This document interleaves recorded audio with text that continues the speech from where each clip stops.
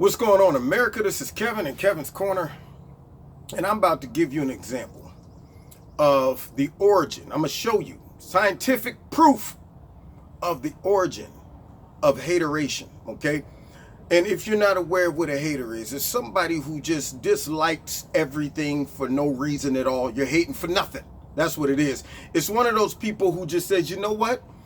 Even if something good happens, I'm going to look at it from a negative perspective, and I can never give you credit for it. I'm simply going to find a way to make up negative comments, even if they don't make any sense. Because guess what I do for a living? I hate.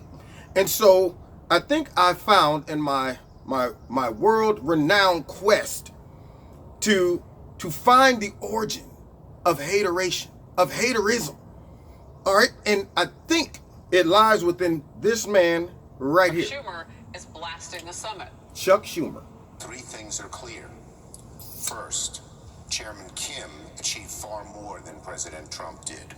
Okay, so first of all, let's give you a recap. President Trump, for a year and some change, have had to deal with North Korea, which is a product of the last administration and probably going 2 or 3 more back, did not take care of. Okay, so now it gets dropped in his lap, and we have to deal with a major problem, meaning North Korea now has nuclear weapons and could possibly use them on China, use them on South Korea, or even use them on Americans. Okay, now, last administration, when North Korea tested them, they showed North Korea that we don't want no trouble. We don't want to fight. Yeah, the stare down took place with Obama and Kim Jong-un, and Obama turned his head like this.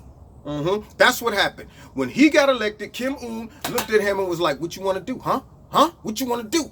And Obama was like, well, now, listen, I don't want any trouble. I'd rather just settle this very peacefully, and I'd like to make sure the whole world just feels harmonious, and please, don't look at me that way. I don't want any trouble. Now, bottom line, he blinked. North Korea said, fire up the nukes, okay? So now Trump gets in office, and he starts doing something totally different, which is talking back. So now Kim Jong-un was looking at him saying, what you want to do? Trump was like, what? What you want to do? And then what happened is, Kim Un said, I don't want any trouble. Now, everybody start whining, talking about Trump is talking too mean to Kim Jong-un, and he's going to get us blown up because, see, the media are haters as well, and so is Chucky. Chucky was a hater too, but the hate then went to another level. That's why I'm saying he's the source of all the hate. So everybody, Trump's going to get us killed. Then the meeting comes up, and they're like, I can't believe Trump's going to even dignify this man with the meeting. I mean, this isn't diplomacy. Yet, prior to that, they were saying, he's not diplomatic. He's threatening the guy. He's going to get us blown up. So now he goes with the diplomatic approach, and then they criticize that. Then he cancels it because Kim Un start talking reckless again. You know what? He said, you know what? Maybe, just maybe the first time Trump hit me with the, what you want to do, it might have not been real. So, you know, Kim Un came back with the, I think I want to try the alpha dog again. Because if you know something about the wolf pack, you got the alpha wolf, you got the beta. Every once in a while, the beta got to try the alpha just to see if the alpha's still worthy of being the alpha. He tried him again, and then, of course, Donald Trump said, didn't I tell you this? Didn't I tell you the first time? And so now Kim Un said, okay, I get it. Can I have the meeting, please, again? So now the meeting's back on. Meeting takes place. Trump comes out ahead when it comes down to the things that he said he wanted to get. Everybody predicted they was just going to come out of the meeting and be like, yeah, we had a nice start and everybody shook hands. I got a chance to just learn a little bit about his personality. But that's pretty much it. Now we're going to have 25 more meetings just to kind of get to know each other, and then we're going to get to some of the meat and potatoes. Trump came out with some meat and potatoes, and then you got people criticizing that. Donald Trump went into the meeting with Kim Jong-un all by himself. We needed people in there to hear what was going on because we don't trust those two mean dictators. I'm going to tell you what probably went on. Trump probably went there and said, now look, why you make me have to do this, man? See, listen, if you and I can work together, we ain't got to be on social media talking about killing each other. Look, man, I'm not even a politician. What I am, I'm a businessman. And you, I'm sure you a businessman too, right, Kim? Right? Yeah, baby. Hit him a little couple of those. You know what I'm saying? Now listen. Everybody ain't got to know about this, but here's what's going to happen. I can come out on top, and I can show you how you can come out on top. You want to come out on top, don't you, Kim? Don't you? Don't you? And he's probably, well, yeah, I absolutely. He said, okay, now. So listen, your economy is butt out. Okay, it's in the tank. It's in the tank. Our economy's booming. I got some clout with Japan, with South Korea. I also got some clout with China. You know what I'm saying? Look, if you lay down them nukes with a happiness, because I ain't trying to blow you up. I ain't trying to, I mean, you know what I'm saying? I know I said some harsh things, but in reality, why would I want to blow you up? Why would, you ain't never did nothing to me, for real? So this is what we need to do, okay? Lay down the nukes, okay? I ain't trying to get you out of power. You can stay in power as long as you want, but you got to get rid of the nukes, right? Now, you can come out looking like a hero to your people, because now you done brokered peace. You done brought prosperity to them. You still a hero. You still the man. You like being the man, don't you? Tell me you don't like being the man. He probably, yeah, I like being the man. Ah, see, that's what I'm talking about. See, Trump knows how to play the psychological games. Show you a win-win. So now he's like, that's what I'm saying. So look, you put the nukes down. My people think I'm a hero. Your people think you're a hero. Your people start getting prosperity. You stay in power. Everybody wins. Or you gonna make me blow you up. And I don't want to do that. I'd rather you be rich. Wouldn't you? Wouldn't you? Okay, here it is. Rich, being blown up. Which one? You pick. And Kim was like, that one. There you go. So I got my people. They done drew up some paperwork. Let's get that stuff going, and then we go from there. They come out with the bomb, and boom, lay it on the people. Everybody's like, ooh, ah.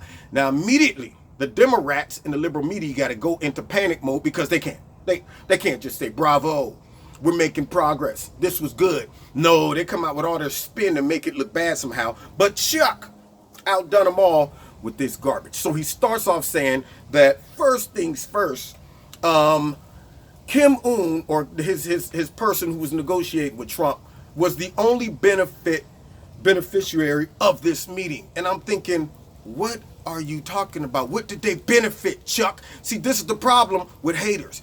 They just hate with no logic behind it, no reasoning, no facts, nothing. He just said that this man came out better off than what Trump did. He benefited off of it. And I'm thinking, wait a minute, we got hostages. What else? They done blew up their facility, you know, and we ain't, look, bottom line, we ain't got to remove no troops from that area. Granted, it ain't costing us nothing. In fact, we saving money without doing all of the testing over there and the drills and stuff. But the bottom line, we have given up nothing. So what is Chucky talking about? This shows that you don't have a real justification for your hateration. You just hating for nothing. What else Chuck got to say? Our adversaries, Russia and China, have gained, while our allies like South Korea and Japan have lost footing. And so now, he said our adversaries, Russia and China, has gained. How? He ain't gonna back that up. He didn't say, okay, he's not a real instructor. If you're gonna be a hater, you better give a presentation about your hateration. Okay? So the bottom line is, instead of saying our adversaries have gained by blank, blank, and blank little bullet points, no, he just said they've gained. And then he makes a wild off the cuff statement without asking Japan or South Korea how they feel about it. Yeah, while our allies have lost faith in America and their stability. And I'm like, who says that? Huh? I mean, that's news to me, and it's probably news to them too. He just gonna throw out, he's speaking for them. And I'm thinking to myself, what are you talking about? I think it was Japan who panicked. No, it was South Korea who panicked when Trump called the meeting off. So they wanted them to have the meeting as well. What is Chuck talking about? See, and this goes back to me feeling like I found the origin of hateration, okay? It has to be in Chuck, because he's not even giving reasons why he's hating. It's just, I'm just going to throw out some wild accusations and hope that people don't smell this doo-doo that I'm trying to tell them that it's chocolate. But let's see the last reason why. Degree of faith in America's reliability. And third, the summit was much more show than substance. What the Texans call all cattle, no hat.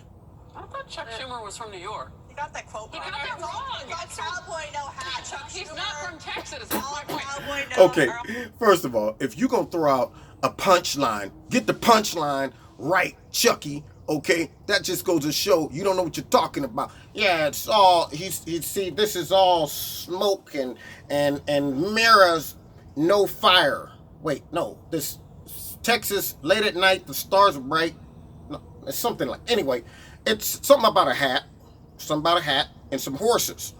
And bottom line, it was all for show. Yeah. See, Chuck comes out and he says something stupid like it was all show. It was all show and no substance, kind of like his whole career. Kind of like the whole Democratic Party who makes promises constantly that never come to pass. It's kind of like Chuck talking about we're working hard on the efforts for DACA recipients and we're gonna get this thing taken care of. And when Trump gave you the offer, Chucky, then all of a sudden you disappeared. You took your bat and your ball and you bounced. You went home because you don't really want to solve problems. Yeah, what it is, you want to get on the mic and talk about the problems. All show, no substance, whole bunch of this and that. Where were you, Chuck, when your boy was in power? Where were you, huh? When your boy was in power and you could have easily said, you know what we're going to do? We're going to go ahead and we're going to solve this problem. But no, they didn't do any of that. All talk, no show, okay? So my point that I'm trying to make is Chuck is worse than he's claiming President Trump to be. He's sitting back talking about Trump went over there and it was all show. Nothing came about, you know. And so the bottom line is Chuck, unfortunately, is a hypocrite, and he's also the source of all hateration. All right.